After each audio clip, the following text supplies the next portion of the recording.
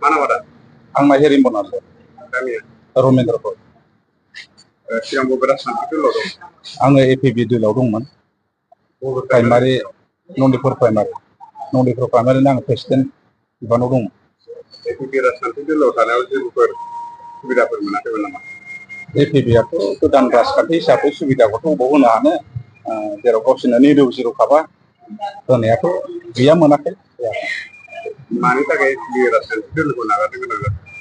एपिबिआथ' देरहानांगौआथ' एपिबिनि थाखाय माने गोब्राब ओंखायनो आङो दा एपिबिखौ नागारनानै आं दा इउपिपिएलआव फैनाय जाबाय इउपिपिएल राजखान्थि दोलोआव फैनायनि मेन उद्देश्यआ इउपिपिएल दोलोआव फैनायनि आंनि मेन उद्देश्यआनो जाहैबाय आङो इउपिपिएल दोलोनि अननाय मोजां मोननाय निति आदर्शखौ आं मोजां मोनदों दा बेवहाय आङो राजु सारखौहाय मदद होनो होननानै आं फैदों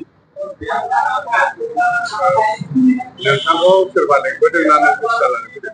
आंखौ रावबो लिङाखै आंनो खुब गोसो जानानै फैदों इउपिपिएल दोलोनि मावनाय निति आदर्शखौ आं नुनानै फैदों इउपिपिएल राजखान्थि दोलोआव हाबखांनानैहाय नोंथाङा माबायदि खामानि मावो थाखाय सानहरा? आङो